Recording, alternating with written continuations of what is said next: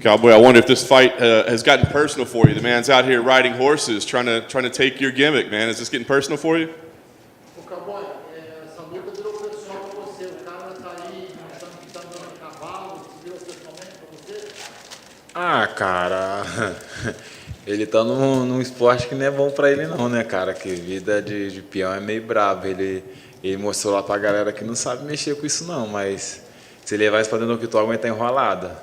You know, I think when he showed himself on horseback, I think he was showing himself in the wrong sport, because that's not for just anybody. And if he rides like if he fights like he rides, he's going to be in trouble. So you weren't impressed with his riding skills at all? No possible quality? Então você não ficou impressionado com a qualidade dele de montaria, não? Não, cara, porque peão de verdade mostra na prática, como eu mostrei, né? Sem dó, sabe? Tocar um berrante, andar com o cavalo, ele não sabe nem lidar com o bicho, nem pegar na rédea, poxa. Nem puxar um cavalo ele sabe, mas não tô meio pra jogar ninguém não, mas se ele lutar comigo, se ele andou de cavalo, ele tá enrolado.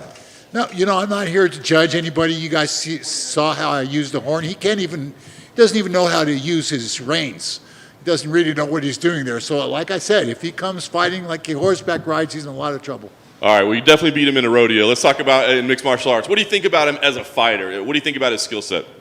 O que você acha dele como lutador? O que você acha das qualidades como lutador? Poxa, é um lutador, gente boa. Na última luta eu tirei foto com ele, sabe? Tem que sair da pesagem. E hoje vamos fazer uma guerra lá. Hoje não, né? É sabadão, não vamos fazer uma grande guerra lá. Ele, como lutador, é uma pessoa normal, gente boa, né? Mas a vitória é nossa, pô, sem dúvida.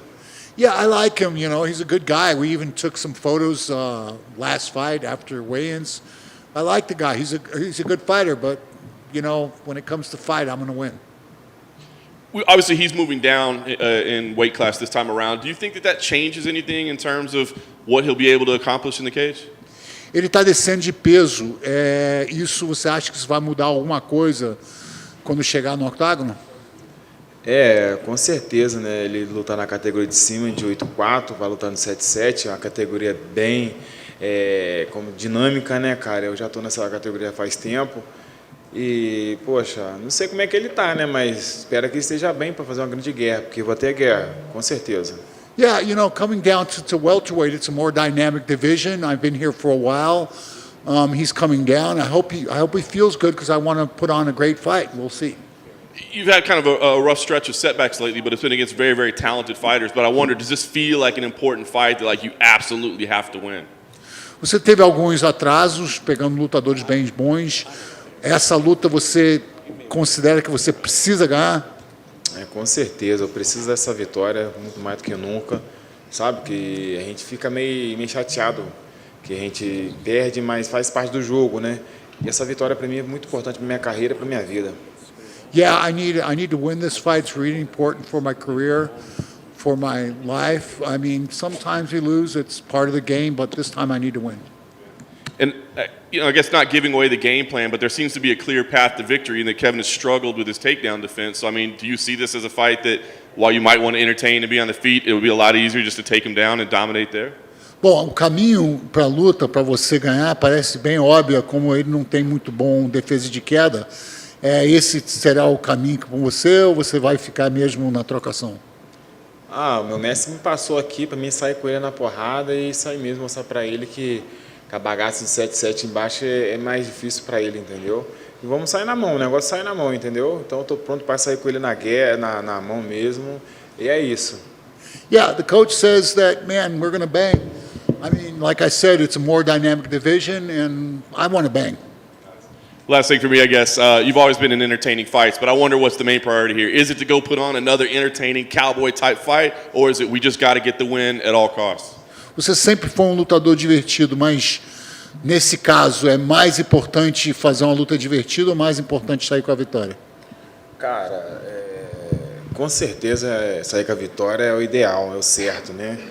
Eu preciso muito dessa vitória, como eu falei, para minha carreira, para minha vida, me sentir bem dentro da organização de novo. E, poxa, a diversão já vem junto comigo, eu gosto de diversão, então para mim, meu trabalho é uma diversão já para mim. Certainly, you know, I really need to win for my career, for my position in the company. but I always come to have fun. That's the way I am, I can't not do that. Alex, right here. I know you said you expect you're going to bang with Kevin Holland, and I don't know if you're aware of this, but Kevin Holland also, he went to AKA, trained with Daniel Cormier for a bit, and now he's training with Johnny Hendricks to improve his wrestling. So were you aware of that, and are you expecting any sort of new skills out there from Kevin Holland with this knowledge? Bom, você está falando que vai sair na mão, não sei se você sabe que o Kevin Holland foi para o AKA, treinou lá com o Javier, com o Cormier e depois com o Johnny Hendricks para melhorar seu wrestling. Você sabia disso? Não, eu fiquei sabendo agora, você me falando aí, sabe? Só que a gente também treina, a gente treina tudo. Então a gente treina boxe, treina wrestling, treina Muay Thai, faz preparação física pesada. Eu treinei para mim sair com ele na mão, então treinei para mim nocautear ele. Yeah, no, I didn't know about that. You're telling me now, but I've trained everything. I wrestled, I boxed, I did Muay Thai. I came here to bang with him and fight. Kevin obviously likes to talk a lot of trash out there when he fights his opponent. Obviously, you won't be able to understand a lot of it, but when you hear him and when you're going to see him sort of jawing out there, do you still sort of get the gist and understand what he's trying to do? And do you expect that he's still going to try to talk to you out in the cage? O Kevin luta, gosta de ficar falando. Você não vai entender muita coisa que ele está falando, mas você vai entender a atitude, o que ele quer falar contigo. Qual é a sua atitude em relação a isso?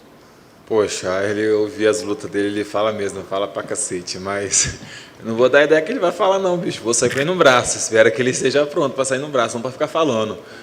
Yeah, I saw his fight. I saw he likes to talk, but I ain't going to listen to that shit. I'm going to go and bang.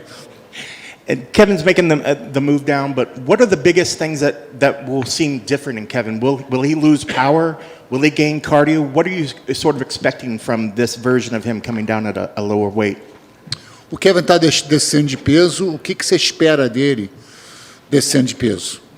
Poxa, com certeza é difícil a gente bater o peso, sabe? Ainda mais que ele é categoria em cima, que é de 84 para descer para 77, né? Então é uma categoria bem mais puxada para ele. Espero que ele se sente bem, sabe? E, poxa, vamos sair e fazer uma guerra, isso é certo.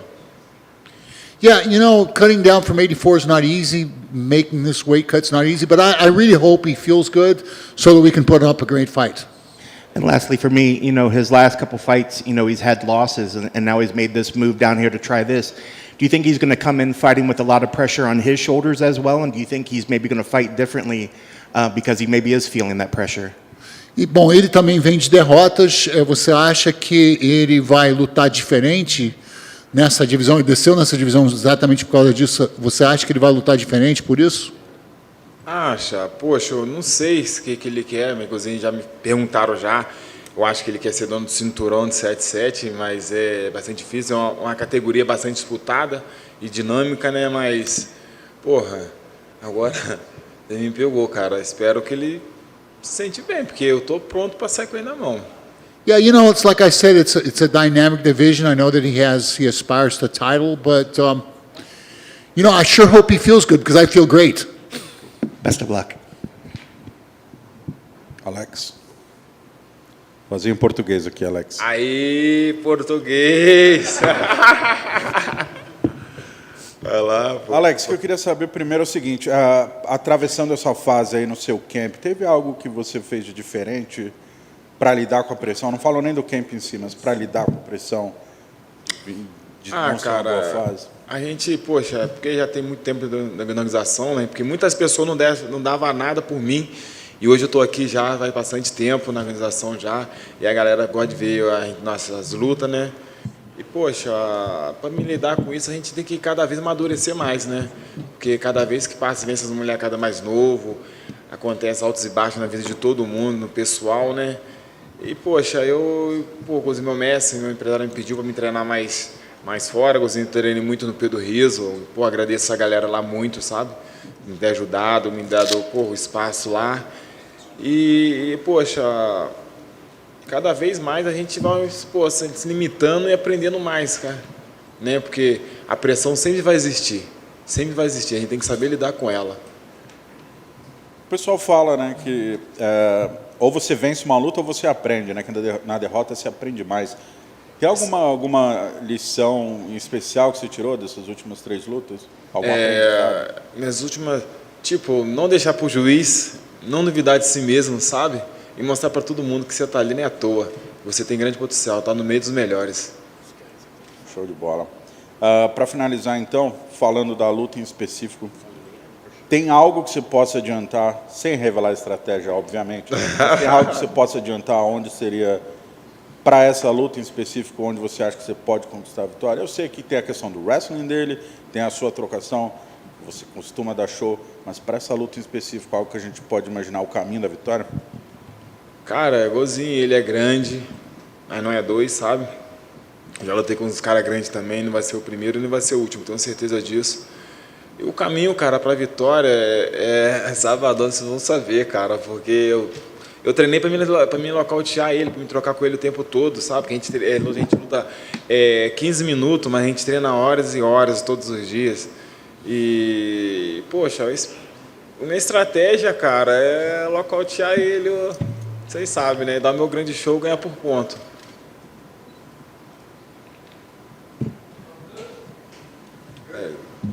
É gol.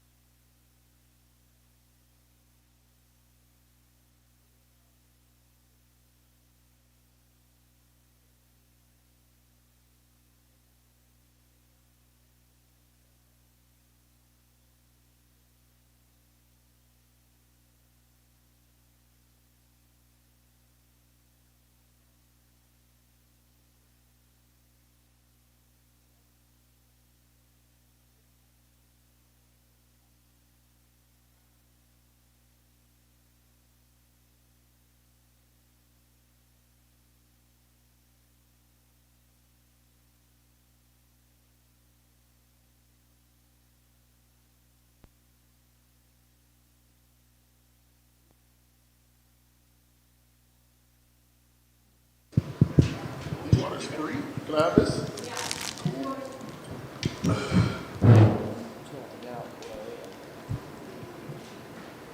It's a liter of water. Oh, metric guys, come on, Europeans. No, it's not a liter. Oh my God, I have no idea. I gotta know. I got watermelon. It's important. You dropped the ball, man. Come on. If I was the reporter, I'd be grilling you right now. Just saying. Well, Greg, let's talk about the last fight, man. I mean, 67 seconds of chaos, I think, in there. I mean, incredibly entertaining, but just madness. So, what do you take away after a fight like that? My paycheck. That's about it, man. You know, it was fun. I wanted to be in the middle of the ring a little more, but some people can't take a punch, so got to chase them down. Made a little mistake, and you live and you learn, right, man? Yeah. Well, that's why I always wonder, like, fights like that, especially in the heavyweight division, like, are there real, like, lessons, like, you break down tape, or is it just like, we're big dudes? And Don't get hit in the face. That's lesson number one. Fair enough. All right. Obviously, we were supposed to see you in January. Had an injury there. I guess kind of what exactly happened there? So, you ready for this story? It's wild. First of all, what happened was I dislocated my finger, so it bent backwards, ruptured the front of my hand. Bone went through my, I think, nerve or tendon or whatever, and sliced that open, and I just had like flappy skin on the front. So I had to go get that stitched up. Then it got infected. Dope. Stitches broke. Ended up having to get surgery on it to get rid of all the infection and repair the tendons or nerves. I don't know much about finger anatomy. And healed up. That's crazy. How did it initially happen? Was it like grappling or something? It's just a freak practice accident, man. We were warming up, working, being gigantic. You know, you're throwing soft. You think you're throwing soft, and you hit the pad, and then enough force to just snap it on back. I relocated it myself, and then drove on to the hospital. Damn. All right, so it's only been like two months, I guess, at this point. Like, less than that. So I mean, is it 100%? Are you still dealing with issues from it? Is it okay? I'm a Greg Hardy 100%. I'm gonna go to Russia and fight somebody 100%. America, F yeah. Well, you got this fight to take care of first. So let's talk about Spivac. Was this a matchup you wanted to keep together? I mean, I know it was only a matchup for like a day. So did it matter to you? They're like, hey, let's keep this thing together, or does it matter? I actually did want to keep this one together, man. I thought he was a really good opponent. You know, I didn't really get the brawl I wanted out of Ty. I didn't get to showcase the skills that, because I always like to come out, showcase a few more skills, show the development of Greg Hardy, Prince turning into a king, but unfortunately, it was a couple seconds. So getting to fight this guy that actually beat him and actually has some, recognition in the UFC and some solid skills was really exciting for me. It was a really good opportunity. Nice. So what do you expect from him? Do you think he'll maybe stand and trade with you a little bit, or you expect him to try to, grapple you? Man, I learned my lesson, bro. After the last fight, nobody's going to stand in there with me. I can point to the middle all I want. They're going back to the cage. I'll just chase them. I just got to be smart when I'm chasing them. I mean, you got a couple of losses, of course, but you're talking about like top 10 guys, right? So, I mean. Oh, yeah, all my losses are sweet as crap. So that's why I wonder, like, this fight right here, I mean, does it feel like, oh, man, I got to win, this is imperative, or is it like, man, those were against elite-level guys, I'm still very early in the game? I'm very early in the game, man. As we always talk about, man, my clock is a little bit different than everybody else's. Pretty much everybody wants me to lose, want me out of here. You know what I mean? So big losses for me are a little more detrimental, you know what I mean? Like, so I feel like I do need to win, but at the same time, I mean, you got he's number 3 right now, Ty. I was fighting Volkov at number 4. My inhaler took me out one fight. My lack of knowledge of the rules took me out another fight. You know what I mean? These aren't fights that I'm actually losing. So as long as I keep going in my development, to me, man, these losses are very, very, very small. All right, so last thing for me, I guess, this fight here, what do you expect? I know you want to win, but the chaos is incredibly entertaining. But would you rather be in kind of a fight that's maybe not as exciting, but you get that important win, or would you rather be like, let's just go put on a show? Let's put on a show. I'm here for the show, buddy. I'm the greatest entertainer on the planet Earth. I'm one of the, if not the best athlete on the fucking planet, I'm number 2. I'm here for my fans, and it's going to be a big one. You know how I roll. So, Greg, you mentioned Ty a few times and how you didn't get that brawl out of him that you wanted. Is that a fight you want back, or do you just have to write that one off and say, he probably won't want it again? I just feel like he wouldn't fight me again. If I got hit that hard, I wouldn't want to fight somebody like that again. You know what I mean? stumbling back to the cage, swinging for my life. That sounds scary as hell, don't it? Yeah. So I don't really think he's coming, but I would love to fight him again, man. If he hangs in there, and well, you know, even if he doesn't hang in there, because he fought me, and I'm not much of anybody, so I would love to fight him, no matter when. He's a good opponent. Greg, right here.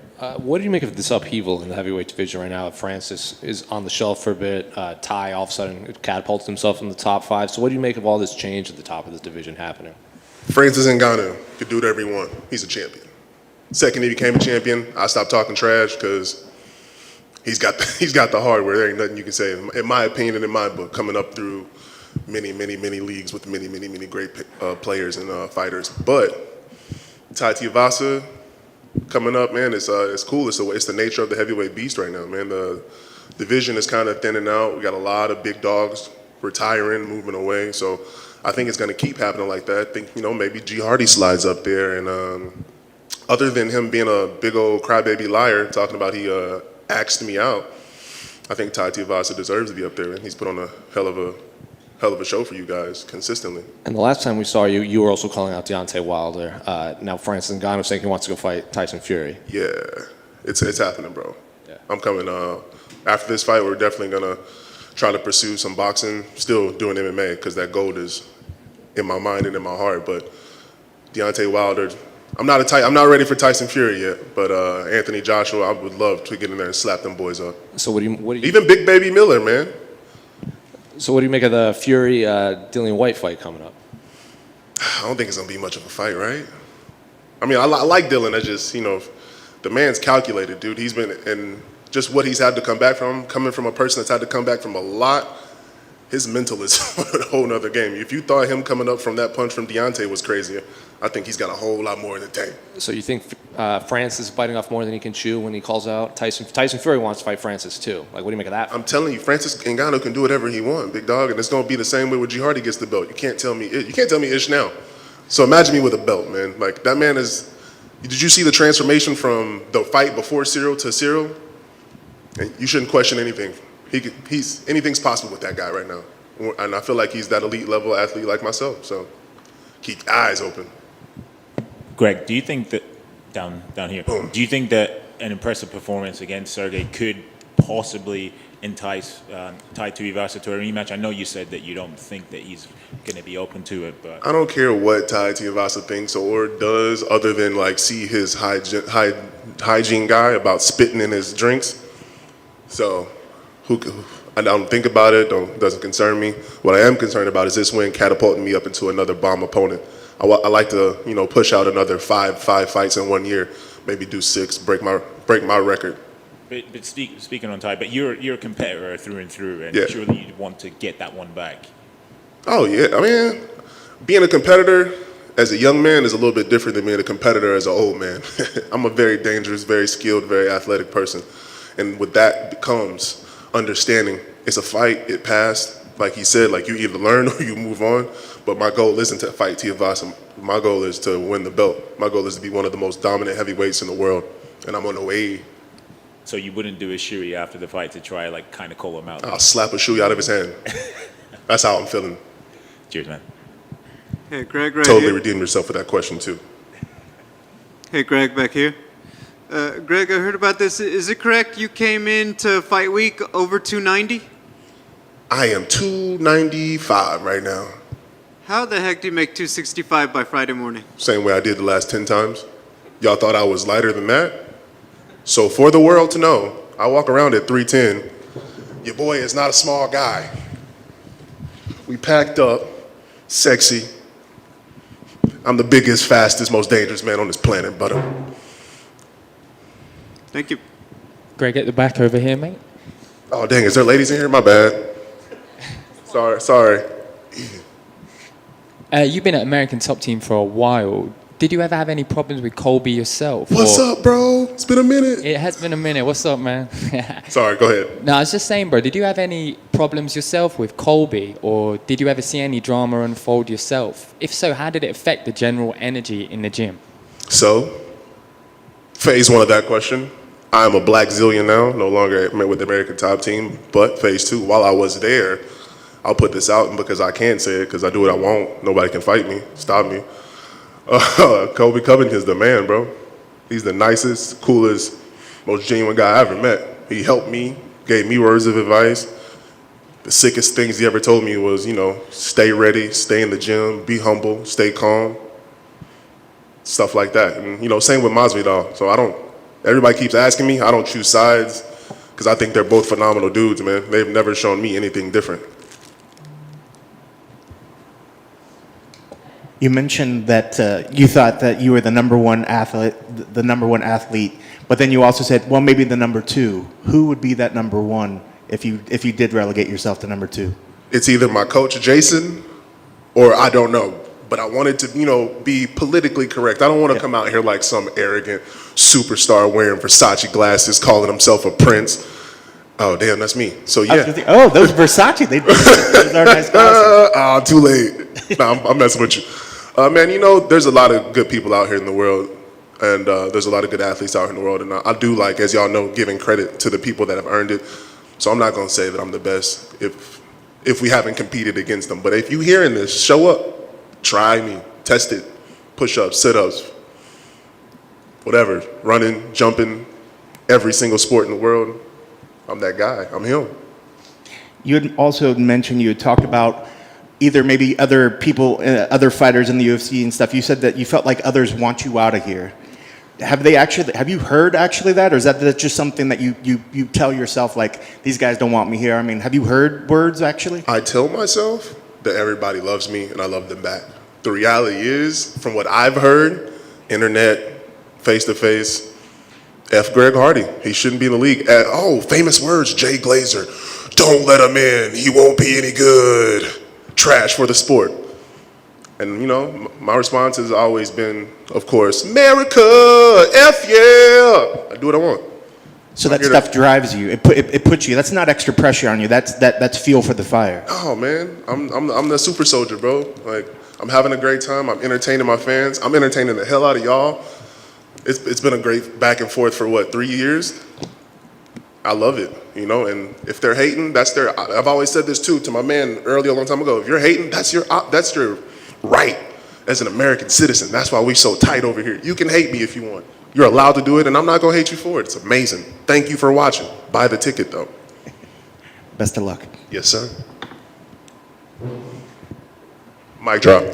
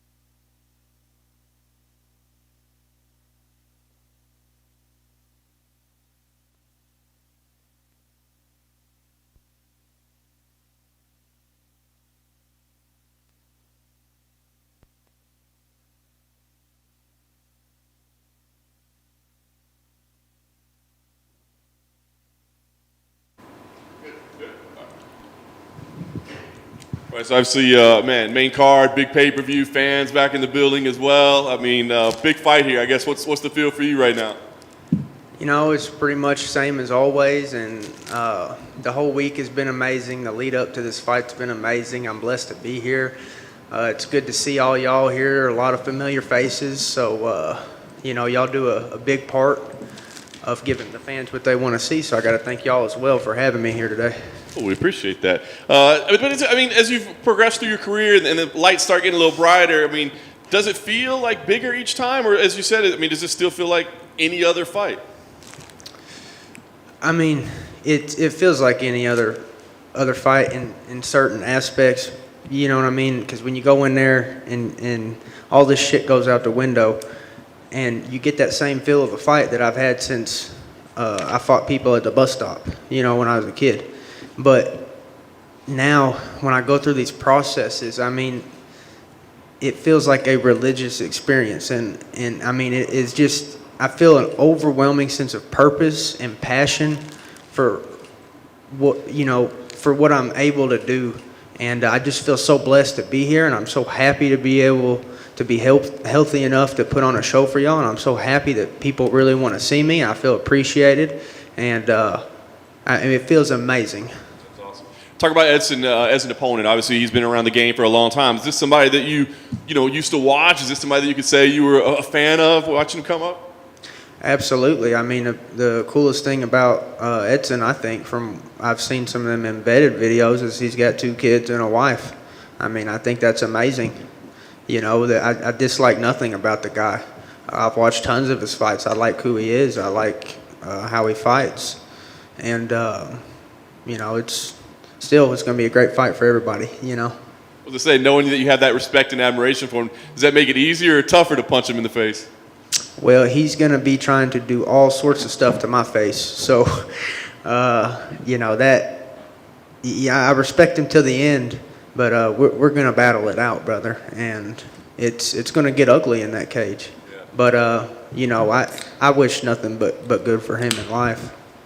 At its core, do you look at this as a striker versus grappler matchup? Is that oversimplifying the tactics? That's how y'all can look at it, but, I've had 30-something fights, legal fights. I've never started a fight on the ground, actually, believe it or not. Actually, every single fight I've started on the feet, and I've never actually said, hey, do you want to fight? Let's start in guard. The fights engage on the feet, so I don't look at myself as I'm a fighter, and that's what I think, but if people want to label me as whatever they want to, that's fine. They're open to their own interpretation. Are you suggesting that you've been in some unsanctioned fights along the way? God, I ain't suggesting it. I'm freaking telling you. All right. Look, a win here, top 10, maybe top 5. There's, you're dealing with the elite of the division. So I just wonder, you got to win this fight. But if you started carving out the path of... I think are political, and I want to do it in a respectful manner, not to make other people think that I think that they're stupid. I want to share my beliefs and hear other people's beliefs, and maybe their beliefs can sway mine a little bit. Maybe not. Maybe I can out-debate them, And because this fight shit is so minuscule in life. Like, you think... yes, it's great for me and a small circle of people that I can help, but this shit is so minuscule. You have people out there being oppressed by governments. You have fighting, and you're just they say shut up and fight.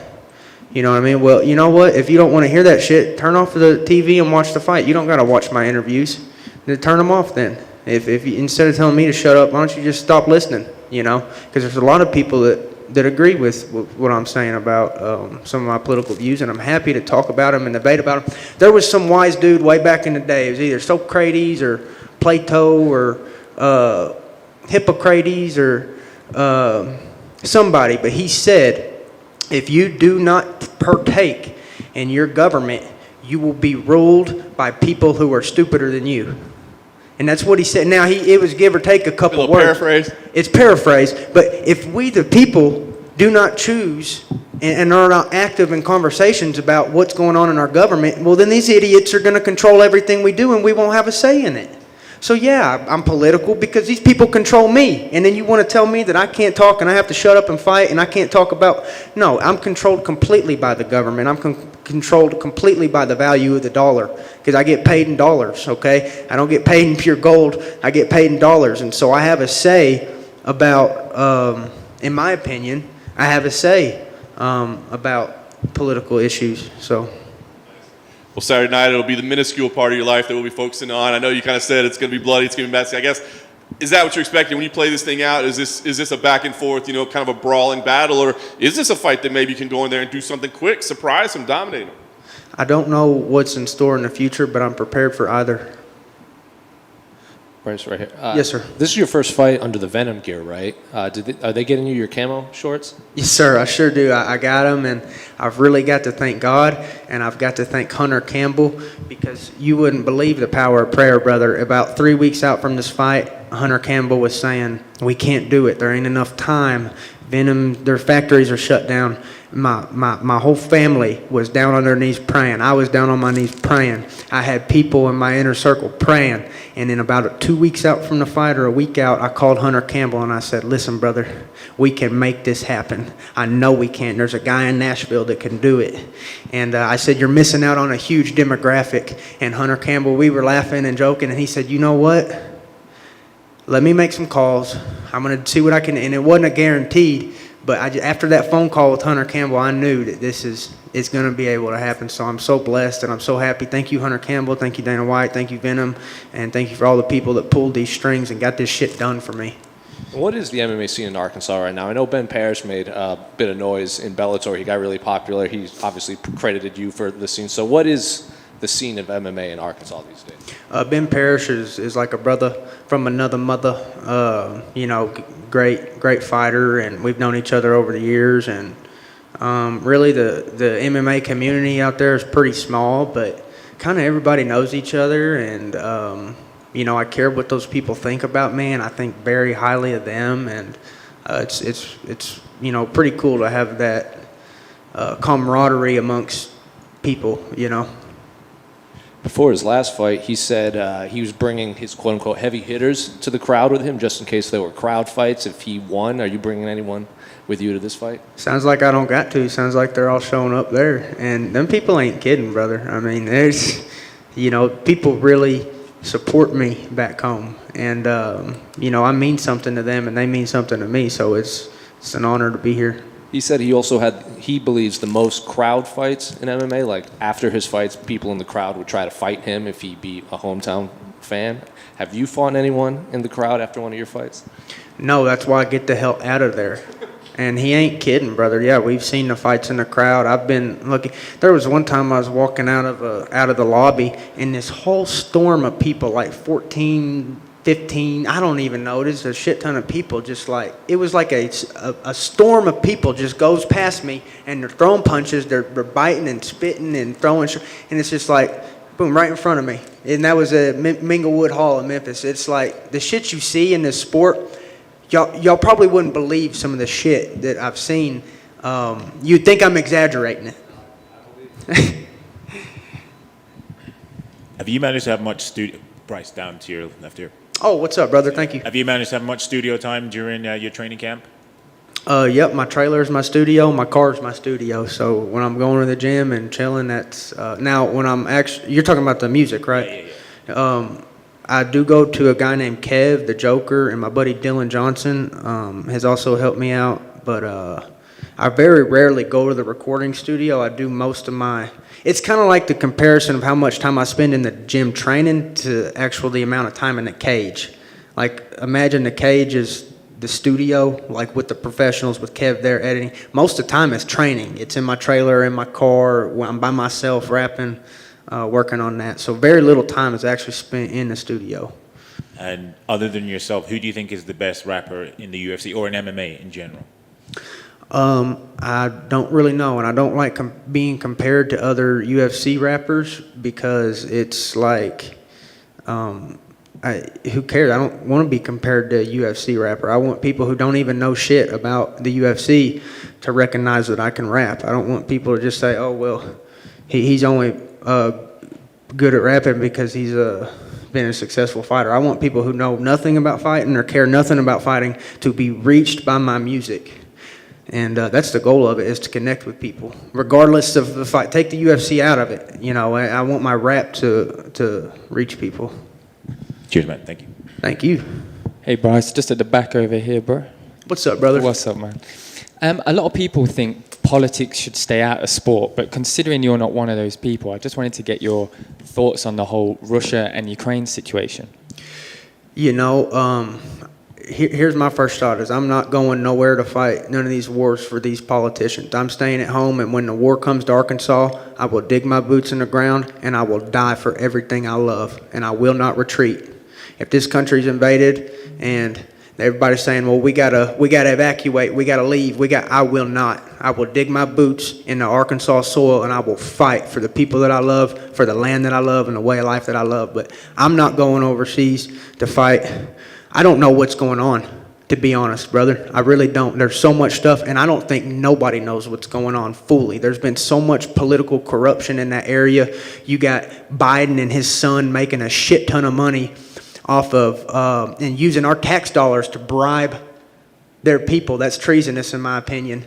So you got Hunter Biden and his son using our tax dollars. Hey, if Ukrainian government, if you don't do this, we're taking your tax dollars. He shouldn't be giving our tax dollars to that country anyway. We got veterans out here sleeping on the street, and you're going to give our freaking tax dollars to these Ukrainians and all. Brother, I don't know what's going on over there, but I'm not going over there and fighting, and God bless anybody that's over there fighting, and I hope that the shit just gets solved. And, man, I don't like war.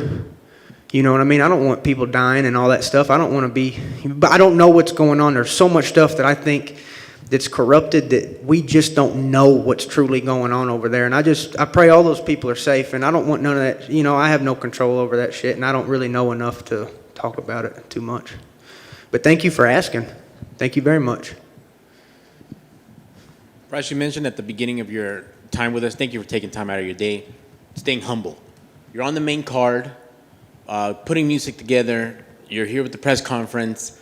You got the camouflage shorts coming. How do you stay humble with all this attention and climbing up the ladder?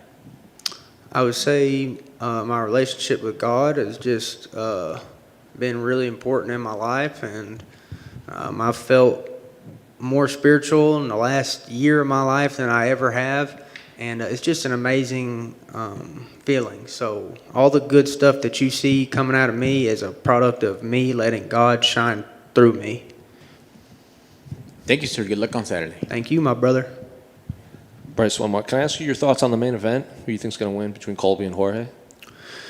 Shoot, well, I'm not betting, so I'm not that confident. You know what I mean? I think that each of them are good at, you know, different things, and I kind of hate to see it like the personal attacks. You know what I mean? I kind of hope after the fight they just kind of hug it out, but you know, I hate to see all that personal. It gets so personal, and you know, because I think overall they're both probably pretty good people, and you know, I don't know. I don't know who's going to win, brother. I hope that both of those guys leave that cage healthy, because they're talking about wanting to kill each other and all that, and I hope that neither of them dies. I hope that both of those people go home healthy. I know they have a lot of people that care about them back home, so that's what I hope. Yes, sir.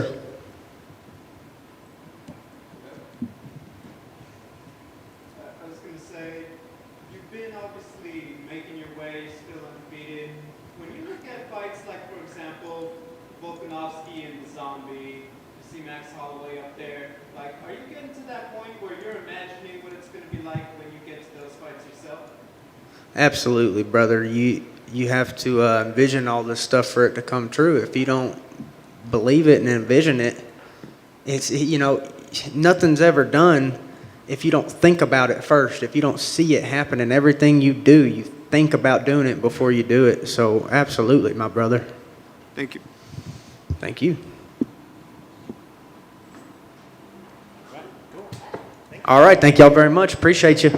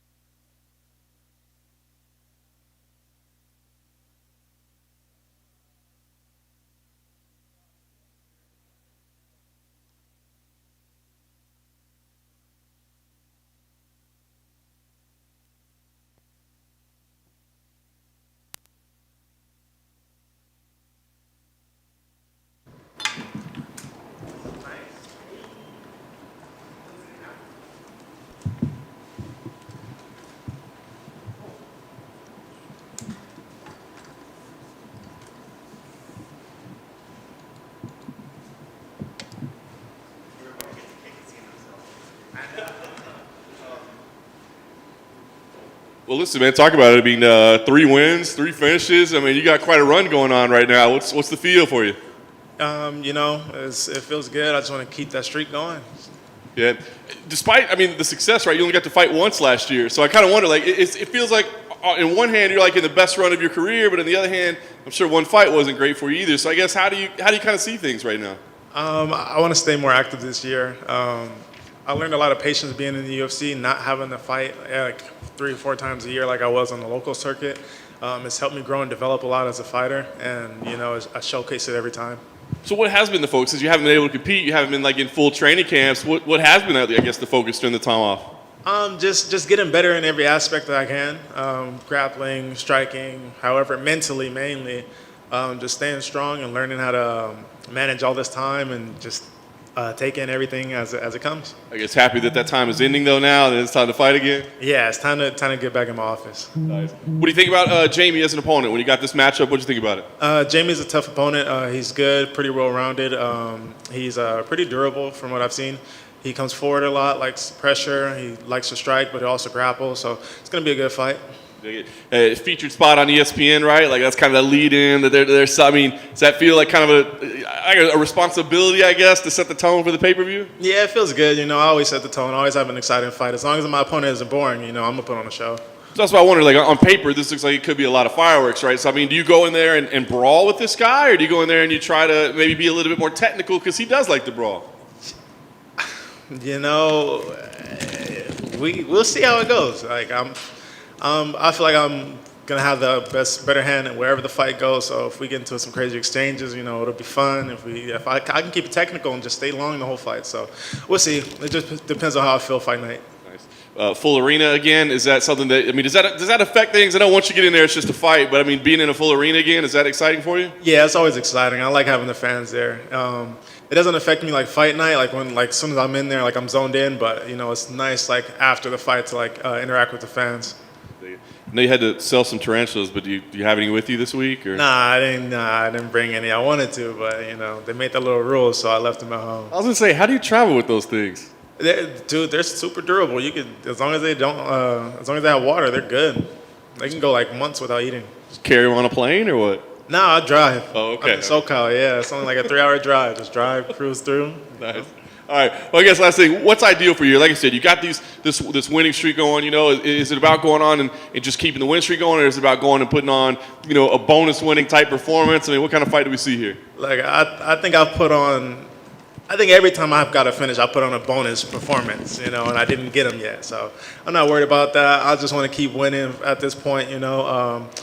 You know, the goal is just to reach the top and just keep going there. Jalin, right here. You haven't reached the judges' decisions yet in victory, but lately you've been submitting your opponents, and before that it was pretty much all knockouts. So do you now your opponents will probably expect this grappling, even though like you can't just pull it out and be like, surprise, I'm good at grappling anymore, right? Yeah, I think as soon as I start striking them, they're still going to be surprised if I start grappling them, because it's like pick your poison at this point. You know, I'm getting well versed on the ground, and my striking is just getting even better. I'm just evolving everywhere. So, you know, it's like soon they're going to have no choice but to, you know, just take on the onslaught. Then, completely unrelated to fighting, I was going through your social media this week, and I didn't realize you were such a good skateboarder. Like I saw you hitting like switch trays and everything like that. Why in the world did you not become a professional skateboarder? That was actually like my first goal when I was younger. I wanted to be a professional skateboarder. Life happened. I didn't have the support. I had a fear of heights, so that kind of played a big factor. I didn't do anything more than like a 12 stair, you know. So yeah, just kept breaking bones. Had a girlfriend, like threw all that off. So that dream like got kicked to the curb. But it's like riding a bike. You never forget. So I still got my tricks. Was skateboarding harder on your body than fighting? Way more. The things that I've accomplished in fighting, I didn't accomplish in skateboarding, and I skateboarded for like 7 years. So what's the equivalent of a UFC championship in the skateboarding world? Shoot, you gotta be like Nigel Houston, Chris Cole, or somebody, like just have everything, every trick on lock, everything you can do possibly. Well, it's an Olympic sport now. Yeah, I seen that. Yeah, I heard that Nigel came second in that. I didn't even know. Yeah, he didn't win gold though, so that was kind of a bummer. Yeah, it's all good. He wins everything anyway, so. Hey, Jalin, right here. Jalin, you're obviously one of the taller and bigger lightweights out there. As you've been going on, how is it making the weight still as you've been going in your career? It's being made, you know. It's never easy. Cutting weight always sucks. I love food. Like, it's hard for me to just cut that out anytime. So that's the hardest part. It's part of the job. I make it every time. So, you know, I don't know. That leads me to my question. I mean, with your frame, have you thought about, possibly 170, or is that still more further down the line from where you're at right now? Hey, they're too big at 70, dude. I don't think I'm gonna ever fight at 70. Honestly, like as soon as I'm in camp, I'm under the 80s anyway. You know, so it doesn't really make sense weight-wise for me to fight at 70. Like until I start walking around at like 85, 90, like walking around like not like I'm training hard and I'm walking around at that weight, then I'm gonna stay at 55. Thank you. Yep. Thank you.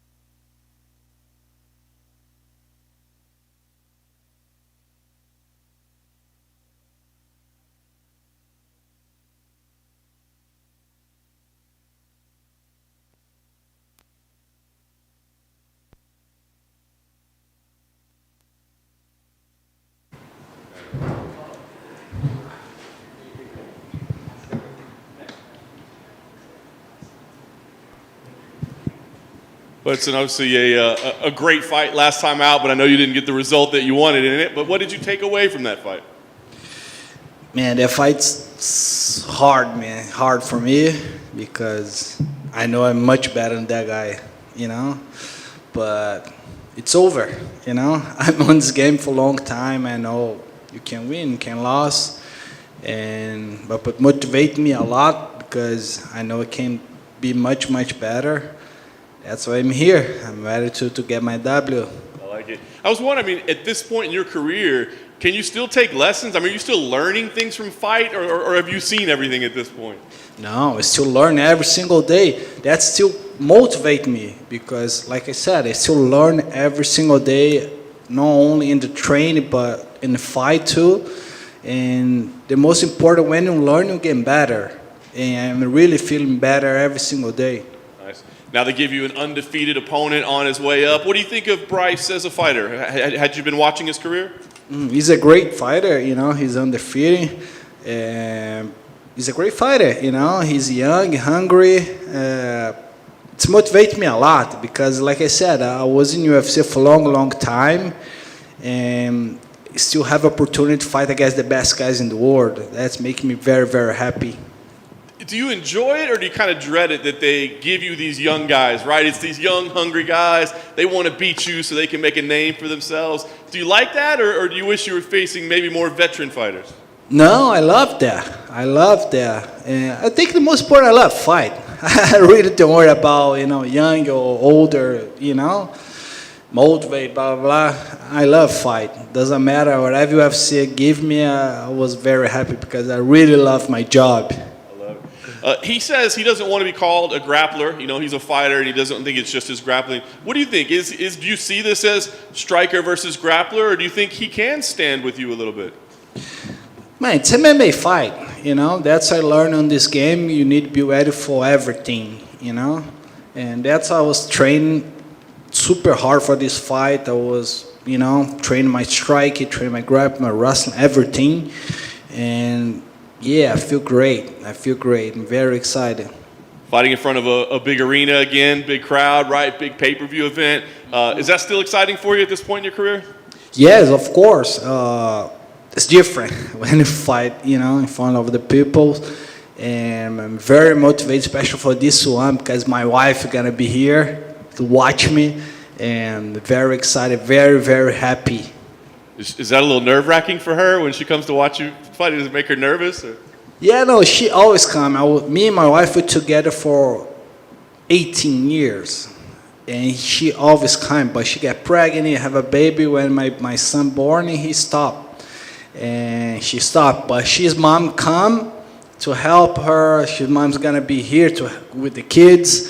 And she's going to be there to support me. And like I said, I'm very happy because I think she's the most important part of the team, you know, because she stay with me full time. She know, you know, about everything. I'm very motivated, you know. If I want to win, I want to give this fight for her.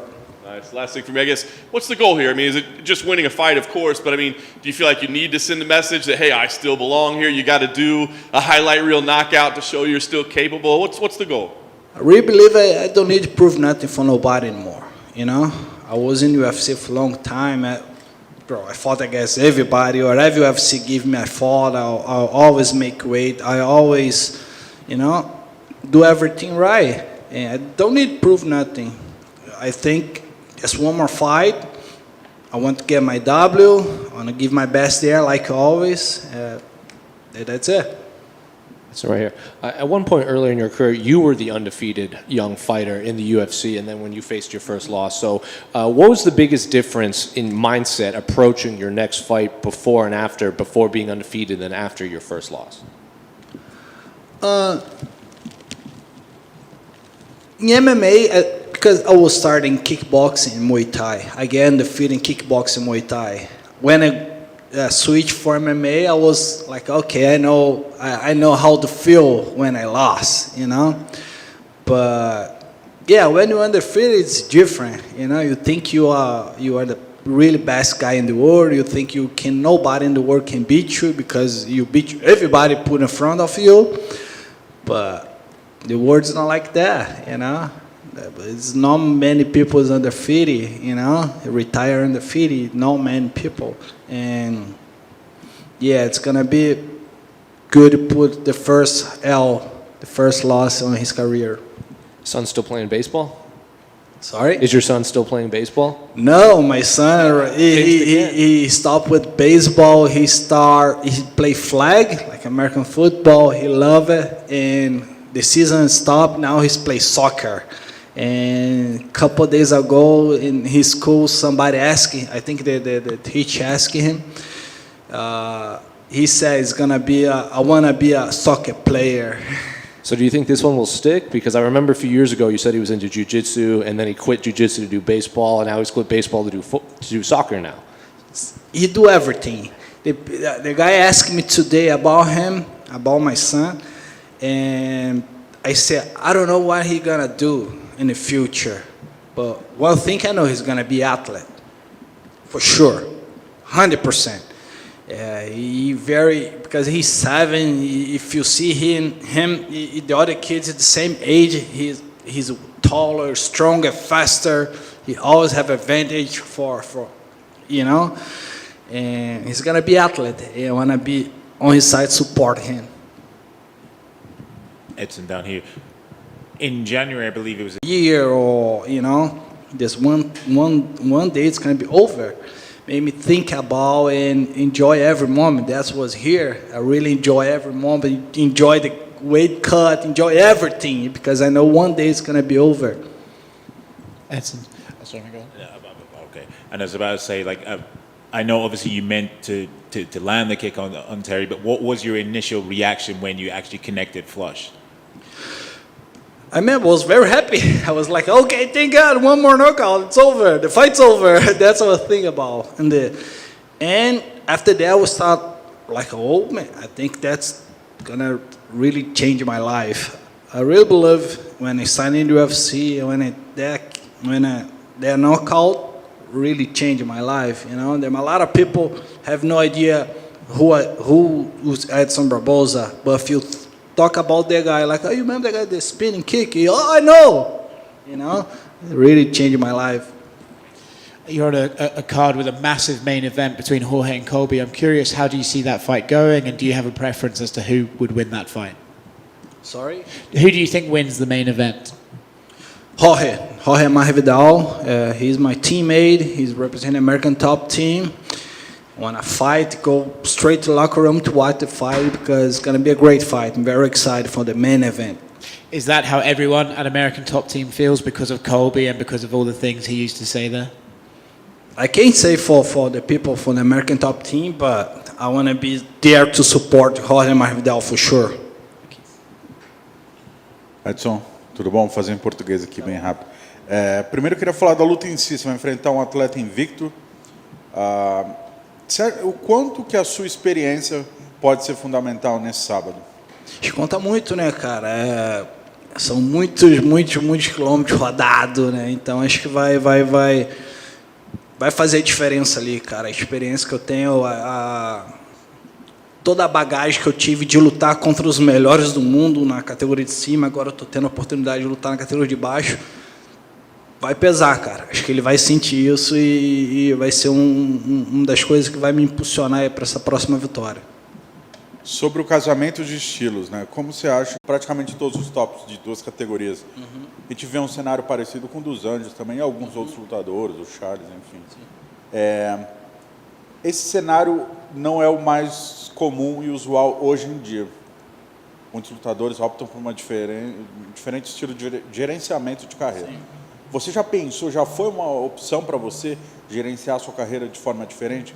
Não só enfrentar top atrás de top, talvez tentar o caminho mais longo com alguns lutadores menos ranqueados?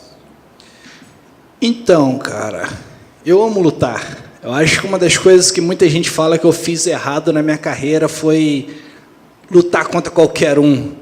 Todo cara que o meu manager falou comigo, falou, ó, vou te oferecer esse cara para você lutar. Ou vou te oferecer, não, o UFC ofereceu ele, ó, tem esse. Eu falei, Alex, eu não quero saber, eu quero lutar. Pode ser uma das coisas que eu fiz errado, de talvez não ter chegado mais perto do cinturão. Mas eu não me arrependo não, cara. Muito pelo contrário, toda vez que eu lutei foi porque eu quis. Então não faria nada diferente não. Acho que eu faria a mesma coisa. Eu amo lutar, eu continuo amando isso demais e quem o UFC colocar na minha frente eu vou lutar. Para finalizar, então, a gente sabe que você é da América Top Team, você já treina com o Masvidal, já viu o Colby lá. Como você acha que a luta vai desenrolar e quem seria o favorito para esse combate? Acho que vai ser uma grande luta. Eu nunca tive, eu não sou amigão do Jorge Masvidal, mas a gente tem muito respeito, a gente se fala aí, beleza, já tive a oportunidade de treinar junto com ele, a gente tem a oportunidade de treinar junto sempre, e é um cara muito legal. O Colby, do tempo que eu fiquei lá na América Top Team, eu nunca, acho que eu nem olhei para a cara dele, cara, porque ele nunca olhou para minha cara, então não faz diferença. Para mim, ele estando lá, não estando lá, para mim não era a mesma coisa. E vai ser uma guerra, vai ser um lutaço, cara. Vai ser uma luta, estou muito excitado. Além de ser lutador, eu sou fã de luta e tenho certeza que vai ser uma grande luta, mas minha torcida é toda pro Masvidal, pode ter certeza.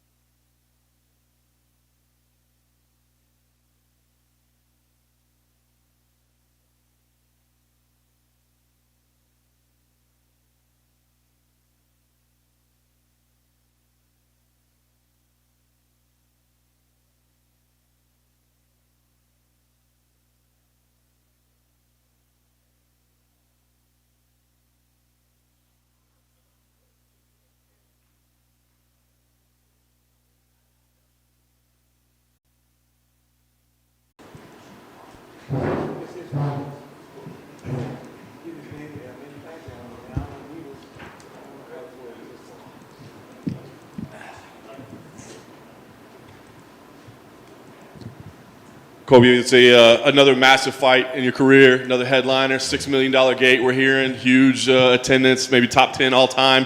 Do big events like this still get you excited, or is this just business as normal at this point in your career? I'm a man of my word, John. 10 push-ups if you want to answer for me. It's tough, man. I've only got one. I don't care about the money for this fight. This is about settling a blood rivalry. You know, this is a long time coming. You know, this guy's been holding it off as long as he could until he had no chance. Now, or no other opportunities. You know, this is the biggest opportunity he can get to pay his alimony, to pay his child support. So, of course, he's got to come and take this losing paycheck. When you said that you got a pay cut for this fight, I'm curious, are you still getting a slice of the pay-per-view, or did you agree to forgo that just to get this fight? Yeah, I forego the pay-per-view. I don't care about the pay-per-view for this fight. You know, this is a personal fight. I want to come and put on a show to the UFC and show that I'm deserving of being a lifetime UFC fighter. Is there going to be any issue for you controlling the emotion in the cage, or once you're in there, will it just be another fight? It's just another fight for me. You know, I put the emotions to the side. You know, I'm not an ultimate feelings champion. I'm an ultimate fighting champion. So there will be no feelings involved and no mercy on Jorge Masvidal on Saturday night. He said that when you guys used to spar together, he used to be able to make you quit through body shots and things like that. I'm curious. He even asked his interviewer to ask you if that was the case. Did you ever quit in sparring through body shots? Not one time. You can't believe anything that guy says. He's full of lies. Will be Colby in critical condition, might not make it. In your opinion, what will the headline be on Sunday? The only people that are in critical condition on Sunday are his kids. You know, he turned his back on them. He doesn't want to, you know, own up and be the dad that he should be to them. He's a deadbeat dad. He's a deadbeat person, and he's just going to be playing dead on Saturday night on pay-per-view. Cool, right here. During that same interview, Jorge brought up things like a poker debt that like you were in after playing poker so much, and he brought up he kind of viewed himself as your mentor rather than your brother. So what do you make of all these other things he's saying? You know, I just have to laugh at that. You know, I got a house on me right now. If you see my jewelry, this is a legit house around my neck. So, you know, anything the media says or he says is inconsequential.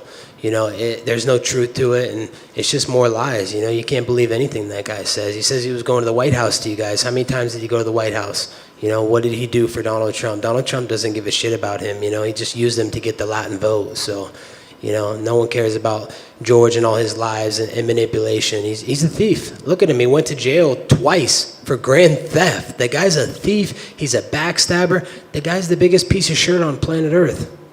Dan Lambert also gave an interview this morning saying that he kind of gave you like an ingredient to kind of become this outspoken individual, and he kind of regrets how he went about that because of how it played out with you two.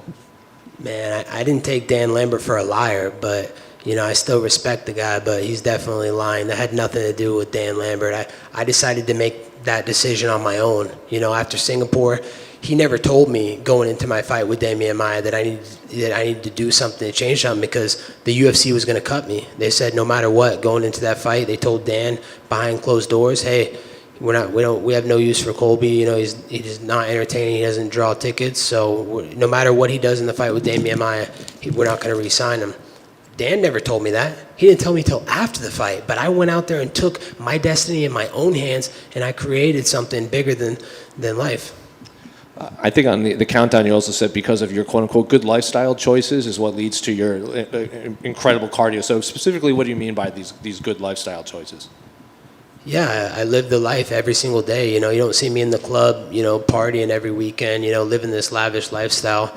You know, yeah, I like to buy some nice jewelry and you know, have, because I can afford it. But, you know, I live a very clean lifestyle. I eat healthy food every day. I'm in the gym every single day trying to get better, work on my crafts. I never ask for handouts. I'm not like Jorge Masvidal. That guy's the definition of handouts. He used to use an Obama phone. He used to use food stamps for the government. He's Fidel Castro Jr. The guy's the definition of communism. And here he is trying to act like he's a right-winger now. So it's just funny, the hypocrisy. Colby, down here, you talked about Trump briefly. Have you been in contact with the Trump family or any members of them coming out for this fight? Yeah, I've been in touch with them. You know, I know Dana said that when we first got this fight announced that the big man was going to be coming out, but he's got a busy schedule. You know, he just launched that new Truth Social platform, so I know he's really busy working on that, and he's campaigning again. He's got a big run coming up in 2024. He's trying to make America great again. He's trying to undo all these crappy policies that have led to all this inflation in America and just this country going down the toilet. So he's trying to bring it back. Thank you. God bless Donald Trump and the Trump family. And George is in one of these rooms around here. We don't know where, but this will be the closest you've been to him, well, I'm presuming since an alleged incident at ATT. When was the last time that you remember seeing George face-to-face, and what happened? Yeah, face-to-face in a room, besides, a little Zoom interview with Stephen A. Smith last week. Since I think we got separated. No, more of his family likes me than they even like him, so I'm not burning with this dirtbag criminal. Anytime I ever see that guy, he's going to have to leave Miami. The city isn't big enough for both of us, so if I see him in Miami, he's getting dropped in his head. But he doesn't even train in Miami, actually. He's from Broward County. He trains in Coconut Creek, Florida, and lives there. I'm from Miami. I live in Hialeah. I train in Hialeah. I'm in the heart of Miami, so I'm the king of Miami. I'm going to prove it on Saturday night. Thank you. Colby right here.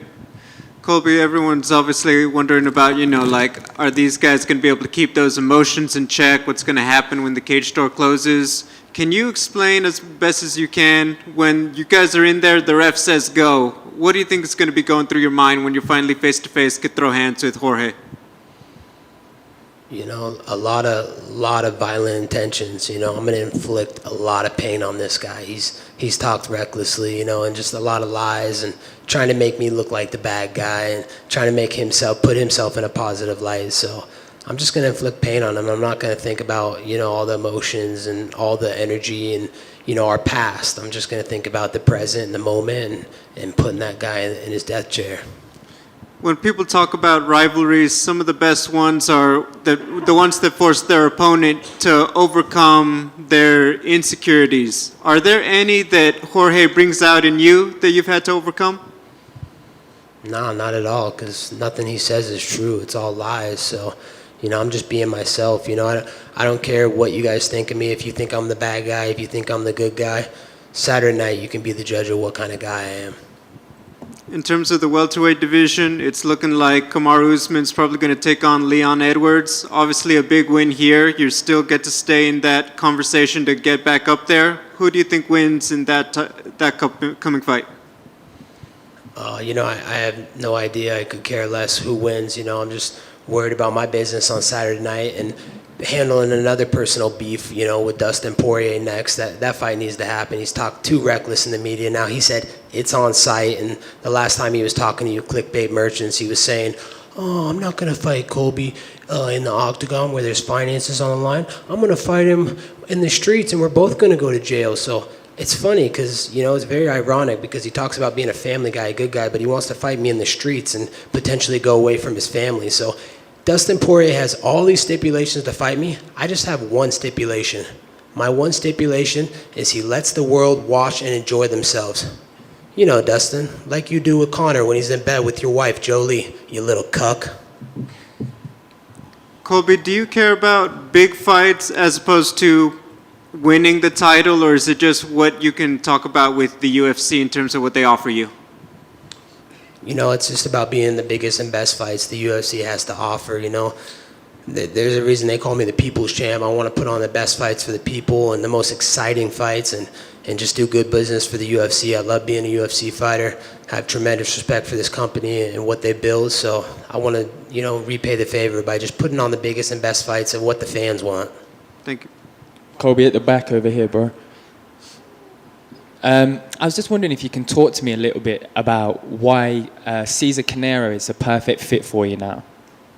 Man, Cesar Carnero he's changed my life, man. That guy he's incredible. He's changed my reflexes, my hand-eye coordination, just the way I fight, So I'm very blessed, I know that George tried to say that narrative, oh, you got kicked out of ATT, you must be so...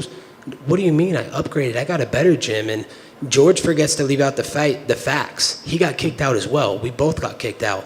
But you know what? There was only one guy that went begging back, oh, Dan, please take me back, please. And of course Dan took him back, and Dan invited me back as well. I decided, no, I'm better off with Cesar Carnero. I'm better off with Daniel Valverde. Daniel Valverde, my jiu-jitsu coach, is a guy that Dan Lambert, listen, he has all these great black belts at American Top Team. He has all these great, grappling wizards. Daniel Valverde was a guy he was paying privates to and paying top dollar to have him come out there. So I'm happy. I have the best grappling coach in the world. I have the best striking coach in Cesar Carnero in the world. So I'm only getting better every single fight, and you see that every time I step in the octagon. So I'm thankful that this separation happened with my old gym, and now I have the best coaches in the world. What are some of the best differences for you between ATT and MMA Masters?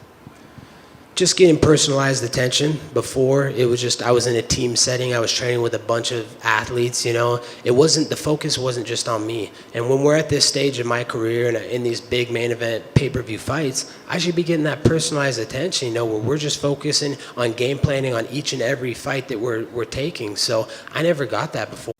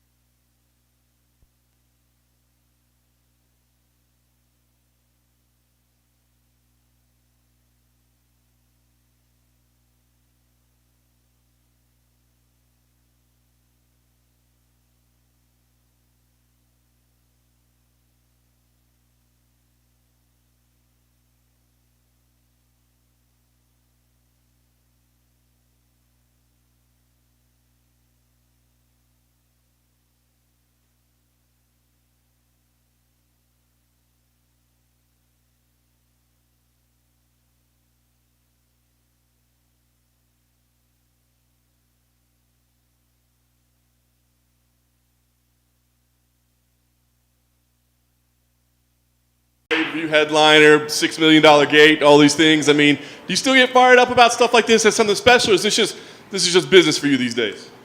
Since I signed on to fight professionally at 18, and I knew since I did that journey that nothing be like on the personal level. Reason being, fight night, nothing's personal, man, and still nothing is personal. This is as close as it gets to personal. There's one individual that I'm gonna break his face shortly, but there's nothing personal, you know. And this is always awesome, you know, because I know this leads to me selling more pay-per-views. This leads to me representing myself and my people and all that. So it never gets boring, man. It's always still fun, man. I love what I do. In just a couple months, in under a year, it'll be 20 years professionally.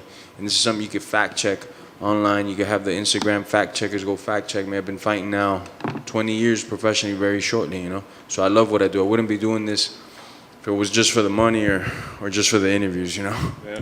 How about this particular fight, though, Jorge? I mean, love it or hate it, right? As you said, it's not personal, but there's so much going on here. Like, I imagine on the one hand, you get to settle a score, and that's going to feel really good. On the other hand, he's getting a lot of spotlight. He's getting a nice paycheck as well. He's getting to bathe in some of that attention. So is there a part of you that hates this, that you had to give that to him?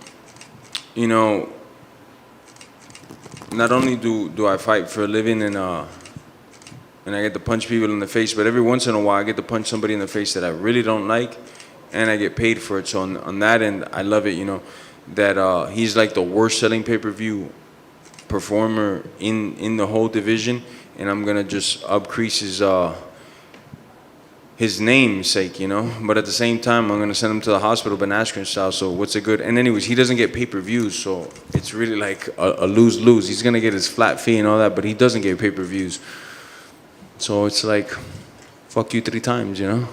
What do you make of his talk? I mean, he was just here recently talking about your family, talking about, you know, the people around you. I mean, do you take that as, okay, well, the guy's just trying to hype a fight, or do you take it as legit personal? I mean, is it? No, I take it as legit, like, I'm going to fuck you up, you know. Like I said, nothing's personal, but this is as close as it comes to it. I just, for many reasons, I want to hurt this guy like I've never hurt nobody before.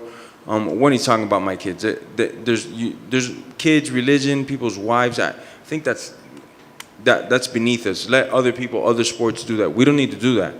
When it's 2 men getting in that cage or 2 women getting in that cage, you don't need to do that. We're going to fight and we're going to find out. If you want to talk crap about me, about my speed, my reflexes, I get all that, but what do my kids have to do with it? Another thing that I don't get, why does he talk about women so much?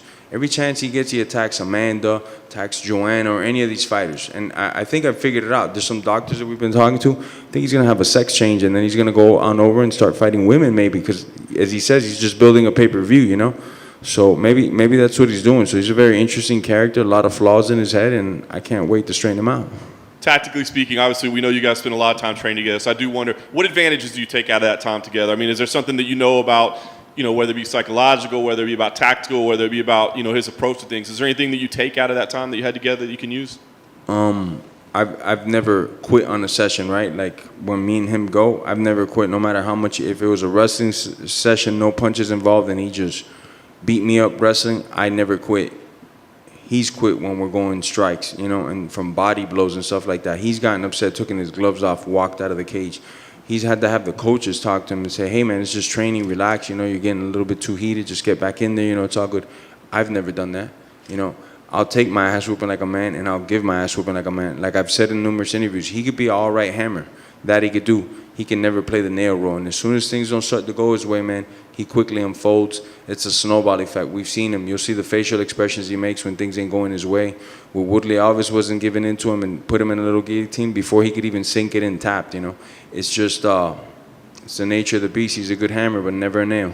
That's the last thing for me. We saw after his last fight him kind of say, Usman, it was just about business and money. I mean, you win this fight, he gets up and says, hey, Jorge, we was just selling pay-per-views. It's all good. Do you accept that from him? He knows me like through and through, He would never dare do that. He wouldn't get close to me in any circumference or anything like that. He wouldn't put himself at a chance where I could end his ass again, Especially because he's talked about my kids. My kids don't do a pay-per-view sell. Like people ain't tuning, he's talking about his kids, I'm really gonna tune in now. He talked about Usman's dad, I don't know how many times, calling him all types of things, Usman's mom. And then you're gonna say it's just business, I'm selling pay-per-view, I love you, bro. When he had said for months, I'll never shake this guy's hand.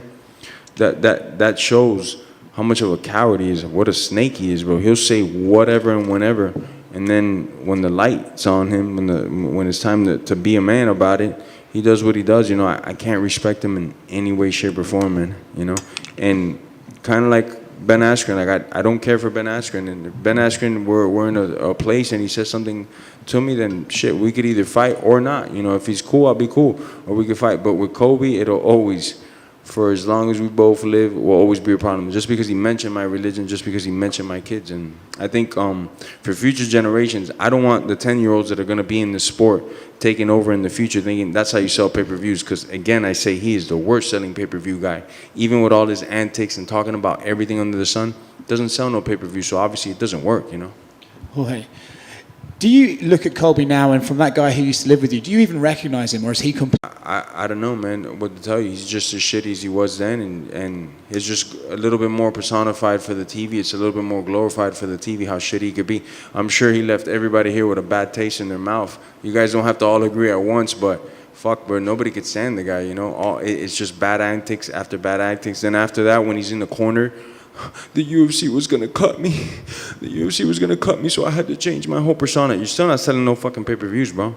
And then just 6-7 months ago, I got the video clip here somewhere. If somebody wants to play it. Jorge Masvidal's my best friend.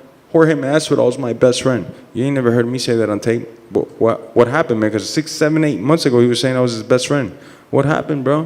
What, you didn't pay my coach and I didn't like that? You fucking coward. Is there an argument? People always say, like, Colby's just playing a character. But if you're playing a character all the time, at what point are you not even playing a character anymore? At what point are you just that person?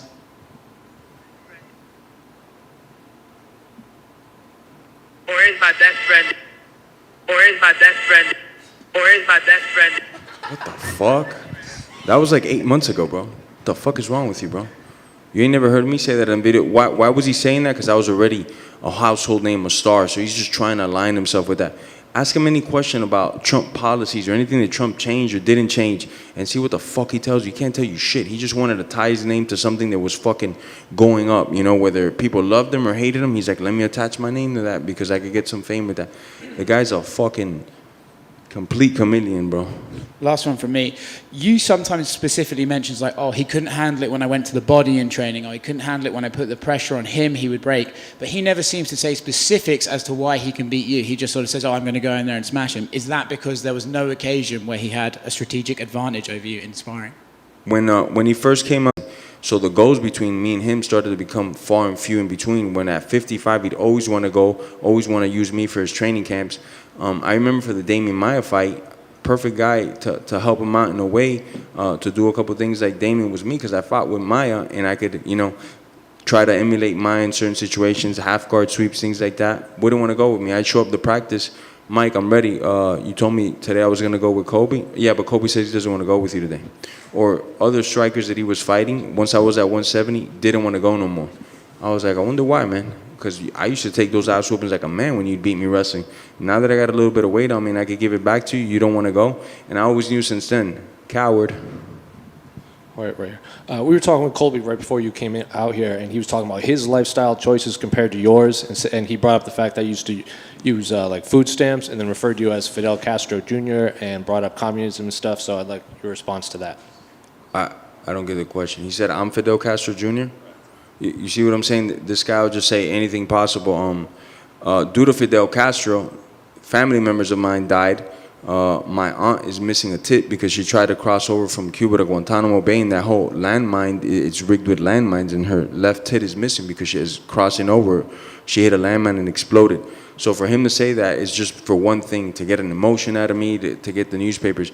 The only person that I dislike more than Colby Covington is no longer alive, and that's Fidel Castro. So, I mean, you know, it's kind of a silly question by you, I think, bro. I just wanted your response. Yeah, you know my response, man.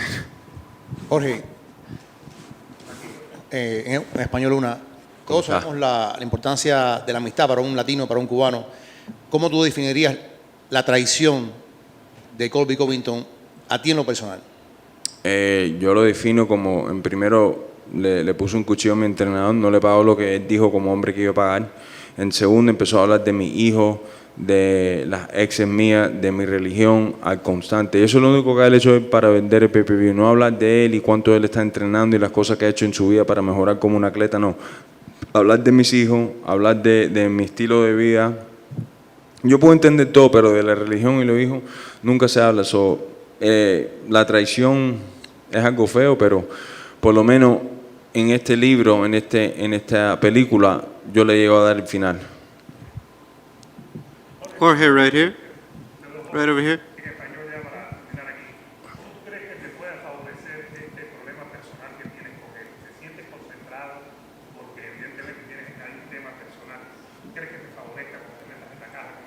Me favorece porque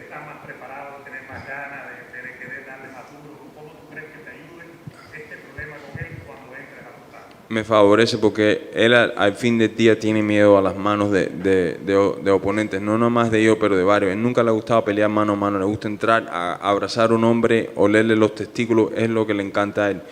Él sabe que conmigo, sea o no sea, yo cansado, yo luchando, no, le voy a meter las rodillas, los codos en la cara y le voy a hacer la vida imposible.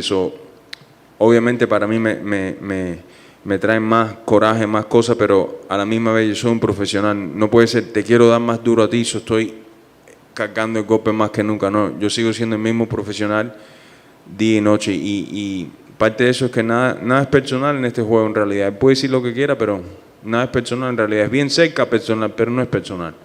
Jorge, down here to your left. If this fight goes the way that you want to and you get to, well, stick the hatchet in his neck, I think that was a quote that you said, how satisfying will that be, and where will it rank in your victories? In my victories, it'll rank, it'll put me as the #1 contender. I'll be competing for the title shortly after, so that's definitely a plus, But as far as like having beaten great fighters and stuff, I wouldn't even talk to my grandkids about this guy, It'd just be some personal stuff, and I beat this guy up, and some dude I never really liked, and that's it. But as far as accomplishments go, nah, he won't rank on there as far as accomplishments. I don't like his style, how he fights. I think I'm going to make it look very easy come Saturday night, and people are not going to even give me credit. They're going to be like, yeah, I guess Masvidal was right. Colby's overrated, overranked, and fucking a piece of shit individual. Jorge, right here. Jorge, you've talked about the insecurities you feel like you've brought out in Colby. Has there ever been any insecurities he ever brought out in you, whether when you first started training or anywhere else? I wouldn't say insecurities, but I knew he wrestled since he was 7 years old. I didn't come into wrestling until much later, till I started MMA. I wouldn't say insecurities, but strong, like, hey, I know I'm not great in this department. Let me get better at it. I'll keep going with this individual. But insecurities is not something that guy could bring out of me. people talk about how you guys going to keep the emotions in check. Can you describe what do you think you're going to feel when the ref finally says go on Saturday? Scumbags that I've already dealt with prior to Colby, none at this level, but there's a bunch that I've dealt with before Colby, and there'll be a bunch more after. None of them are going to take it personal. This is just a chapter in my life. Jorge, another one here. You cooked up a special plan for Ben Askren, and it came off in emphatic and viral fashion. Do you have a similar one for Colby? I got a very similar plan for Colby. It starts violent and it ends even more violent. Jorge at the back. Hey, what's up, mate? How you doing, man? Has this fight gone past the point of no return in terms of you two ever becoming friends again?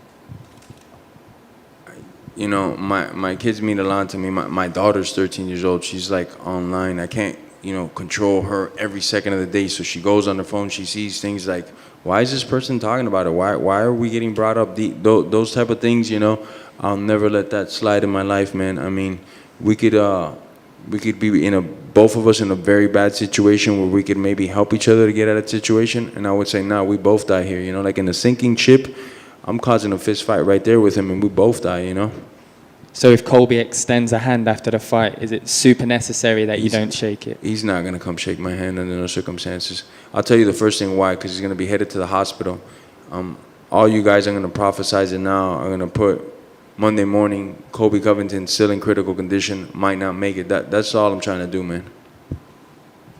All right, back here. The fight's on 305 day. He's calling himself the King of Miami. Do you have extra motivation to put on for your city on Saturday? Again, the delusions I talk about, this guy's from Oregon, moved to Florida, not even Miami, moved to Florida when he was 28 years old, lives in like Fort Lauderdale or something like that, doesn't even live in Miami. So for me to even address that, it's like wasting, it's like me saying I'm the King of England, It's just fucking, people are gonna laugh me out of death, you know what I'm saying? It's the same exact thing with this guy. Ain't nobody with my city supports this guy, looks at this guy and goes, oh yeah, this is one of our representatives. Quite opposite, the opposite, He doesn't like to go out of Miami too much because, man, shit might happen to his ass. And after this fight, I'm telling you, he might not be allowed in the city because I get a lot of phone calls constantly where this guy's at, and people asking me, green light this guy? I said, no, nobody can touch this guy but me. But after the fight, he belongs to the city. He'll see where he really stands after the fight. Thank you, everybody. Get ready for some violence on Saturday, man. My Van Goghs are going to be up.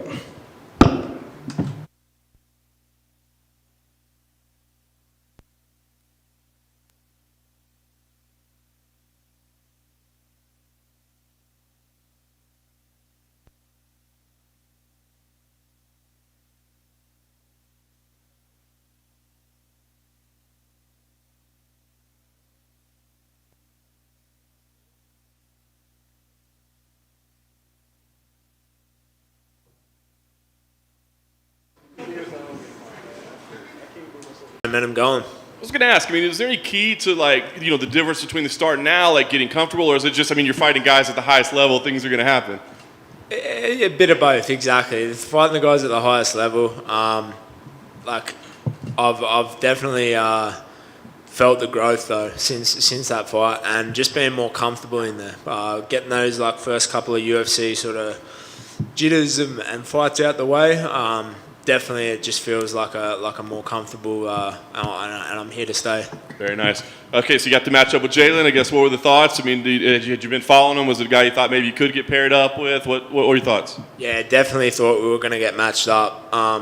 Seeing as we were matched up for UFC Auckland, that didn't go ahead. Then it's come full circle 2 years later, and I knew that they'd won that matchup. It's a matchup that excites me. Jalen's he's tough, man. He brings different problems to the table. I've never fought someone quite as tall as him and as long, so that's going to be a different challenge that I'm looking forward to. I've been working a lot of different stuff, different game planning, and we'll see what happens Saturday. I was going to say, because of his unique style and frame and thing, can you find somebody that's like him to train with, or can you not really simulate it exactly? It's hard to get a guy like Jalin, but I was fortunate enough to have a couple of tall training partners for the camp. Shout out just down at Freestyle MMA there. And obviously the biggest thing I took from this camp was working with Alex Volkanovski. He has to get in at pretty much everyone he fights is taller than him. So he's helped me so much this camp, and I'm looking forward to trying out some new stuff. It's awesome. I believe it'd be the first time back in front of a crowd since the debut, right? I mean, the war's going to come, and I think it's going to come down to who wants it more, to be honest. Jamie, right here. Pretty much until his last 2 wins, Jalin had been winning all of. Actually, he was winning all of his fights by TKO or KO until his last 2 or so. It's another thing that he brings that we're ready for. That's what we've been getting ready for all camp. Just getting every part of the game sort of covered. And can I ask you for your prediction of the main event between Jorge and Colby Covington? Big main event for your card. I think Jorge by decision. They're both so tough, man. They're both so tough. They're gonna want it that bad. When you've got a fight like that, neither guy is gonna wilt. You know what I mean? So I think that it's gonna be a war. We've obviously seen them both have that in them. So it's gonna be a fucking cracker fight. I'm looking forward to it.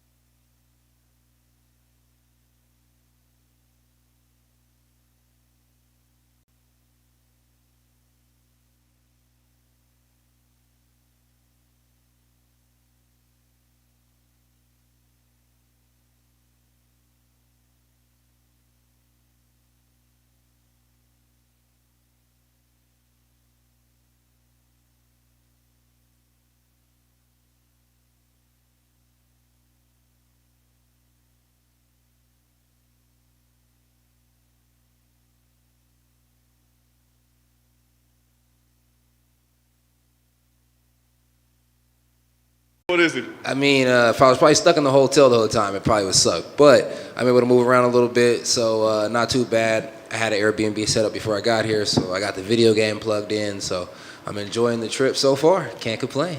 I guess ultimately, what was the decision to finally pull the trigger and say, yep, that's the move? I mean, was it the result of the fight? Was it just everything together? What was it? Nah, it definitely couldn't be the result of the fight. I mean, look, I feel like that's a ridiculous question to be a result of the fight. Like, what everybody keeps asking me, not you specifically, but it's a question that's asked several times. And I'm like, look, don't think that freaking Dawkins, you see how to check my language right there, made me drop a freaking weight class. You know what I mean? You see what happened when Big Brother fought Big Brother. You know what I mean? And that's my big bro in my eyes. So, yeah. Don't think that. Not a freaking illegal strike gonna make me change weight classes. Nah, it's something I should have did a long time ago. I had goals with my team. I was like, hey, if I win the Brunson fight, you know, I was like, we're gonna win the Brunson fight. I didn't have no doubt about that whatsoever. I was like, man, I can drink 3 Cokes and get off the couch and whoop this fool's ass. Didn't go like that. I was gonna go to 170, right? Because my name was in a good spot. Go to 70, only have to cut weight a few times, get to fight the champ. Get to see what happens there, get to go back up, get to be that guy, something superstar, something mega. I thought too far ahead, you know what I mean? So there it was, a couple weeks later, I was losing to Vittori. Then here goes the Dawkins fight. I figured me and Dawkins were gonna reschedule right away. We did. I botched my ankle. After my ankle was botched, I needed a couple weeks to get my ankle back right. I came out to Vegas to get the help to get the ankle back right. He took a fight with somebody else. So I was like, all right, well, fuck him. I mean, I'm the one with the number next to my name. He should wait a couple weeks. He doesn't want to wait a couple weeks. And they gave us some good dates, too. I was like, well, go do your thing. Then his fight ended up getting rebooked like 4 or 5 times. And I got a 170 fight. So I can't wait on people. I got to move forward. I tried to wait on Brandon Allen, you know, and every time he got close, he got knocked out. And then every time I was doing my thing, I got finished. It's not like we ever got lined up. So, yeah, I just wanted to go to 70 on a good note. Now I'm just going on a no contest. So I'd rather go on a no contest than a loss. I like it. You know, obviously the question we're all wondering is what, you know, how much difference does he look? What changes? Is it speed? Are there power differences? Are there anything, you know? So is there anything that you notice already that you feel that it should be? I mean, I do feel a little faster. I mean, it's like a good vehicle. You know, if you got a good car, you should put good oil in there, good gas in there, so on and so forth, right? So I feel like I'm putting the good stuff in the car. So I feel like the car will perform a lot better. I definitely feel faster. I definitely feel I'm lighter, so I should be faster. I got less. I mean, I was excited fighting on, you know, being the main card, you know what I'm saying, main event. But now I am on the main card, pay-per-view. That's pretty cool. I'm just excited to be back fighting. Nice. Cowboy is an opponent. I mean, what are your thoughts on him overall? I think he's an OG. I think he's a legend. I'm very, very happy to be fighting him. I was motivated. I knew I had to continue to work on the grappling because that's what everybody expects me to be my downfall. But I also know he's a good striker. I've been watching him for a while. I think he's OG in the game, so it kept me motivated to continue to work that as well. So it's going to be a fun night. For what it's worth, he said he wants to bang it out on the feet, so we'll see. Hey, for what it's worth, I want to shoot a couple takedowns. I think we're about to go out there and just have this barn burner fight. Nah, dog, I'm good. I brought Bob for a reason. Kevin, I'm curious, when you advertise that you can beat trolls up in sparring, do you get more or less trolls in your DMs? More. So that was the wrong answer for me on my behalf to beat up trolls. They start trolling even more. So, yeah. You got your work cut out for you then? Yeah, I got my work cut out for me. Do you make these trolls sign waivers before? Yeah, you got to sign a waiver before you can come in the gym, period. And, you know, there's a little special thing in the waiver, so to make sure I can put you on the OnlyFans. Yeah, I got a Kevin waiver.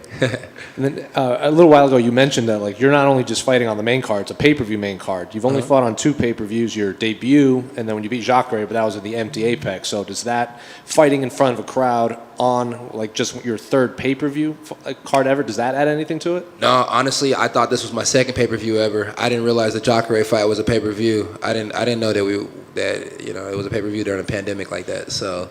Yeah, my bad. Yeah, but yeah, it's cool. Either way, I'm just happy to be fighting. It don't matter if it's in the parking lot or if it's out there. As long as I'm getting paid and as long as I'm fighting, I'm a happy man. So it better not be in the parking lot because I'm going to check your pockets. And I think I saw something where you were doing an interview with Brandon Fitzgerald. You said you didn't want the Contender Series contract? I didn't want it because I was scared of USADA. And now that I understand USADA, I'm not scared of USADA. And plus, USADA's not worried about weed, so me and USADA, we're best of friends. Can I ask you for a prediction in the main event between Jorge and Colby? Oh, man. Double headbutt knockout. Take over that Dawkins knockout for me. It'd be the craziest headbutt in history.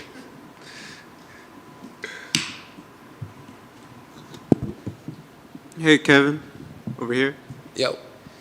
Since he doesn't really speak English, do you still care to talk as much trash, or you think you're going to bring it just the same amount? Honestly, I don't ever really think I talk trash. I think I just talk a lot. So, yeah, I plan on talking as much as I always talk. I'm just a talker. What are you playing at the Airbnb? What are you gaming? What am I gaming? We're playing 2K, been getting my butt whooped every morning in Madden, and a little Call of Duty in mid through the day just so I can make sure I'm keeping my dubs right. Yeah.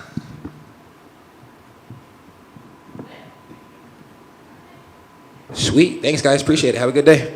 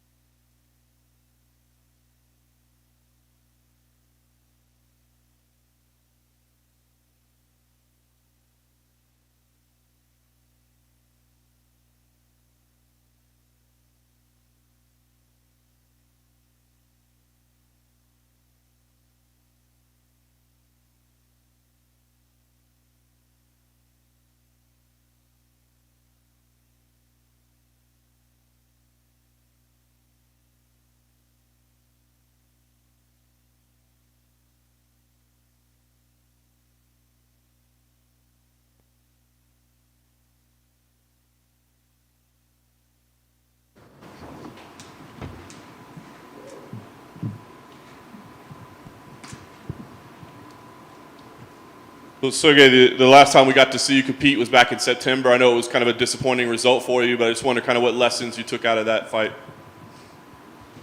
Сергей, когда мы тебя видели последний раз, это было в сентябре, и результат был не совсем тот, который ты хотел.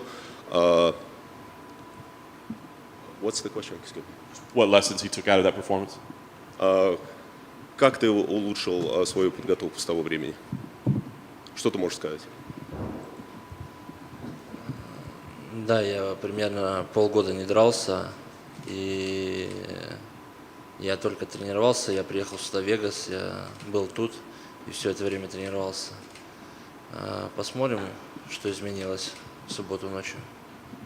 Yeah, I was not fighting since that time, but I moved to Vegas. I was training here, and I definitely improved my performance, and we'll see what will be happening this weekend. I know you had agreed to fight in January, and then it didn't happen. In retrospect, was it a good thing they got canceled, or do you wish you could have fought in that date? Мы знаем, что у тебя было предложение подраться в январе, но потом этот бой был перенесен. Это хорошо или плохо? Что ты думаешь об этом?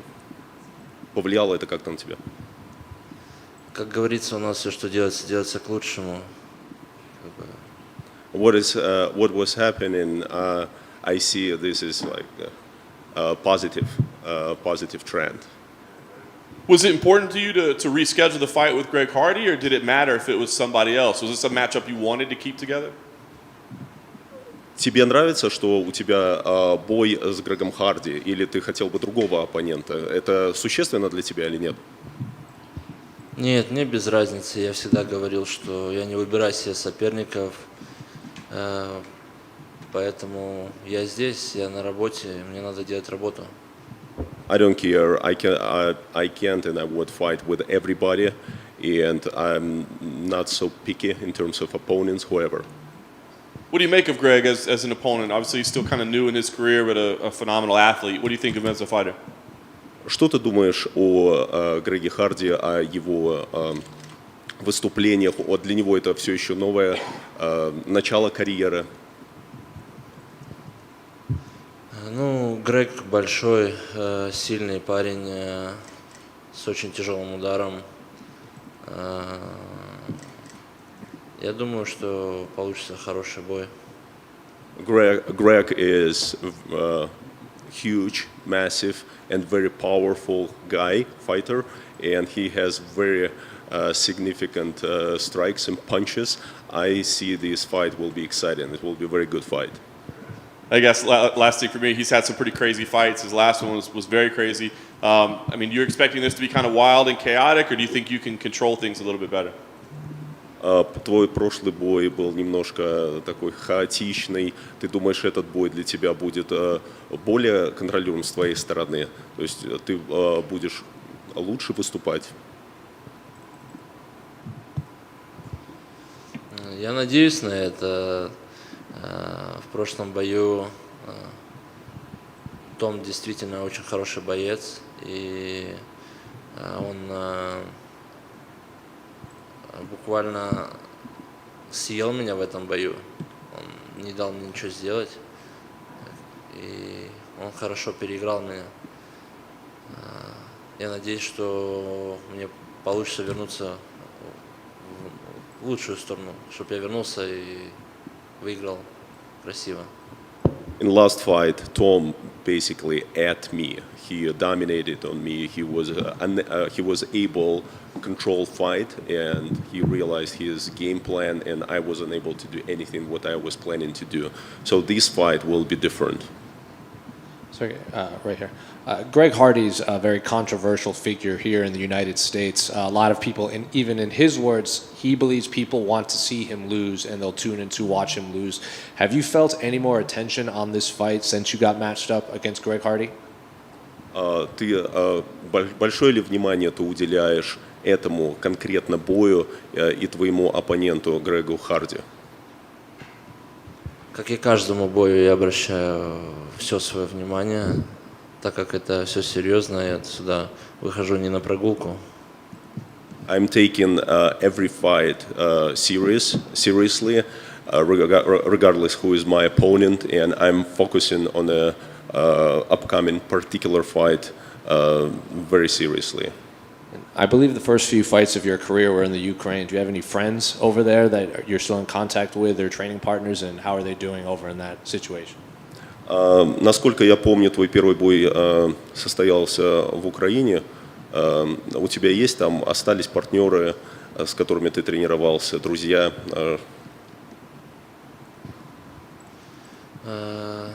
Ну, есть ребята, кто сейчас там в это тяжелое время.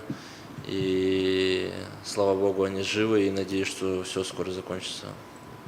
I have friends who is currently over there. They are alive, and I hope this situation will be ending soon.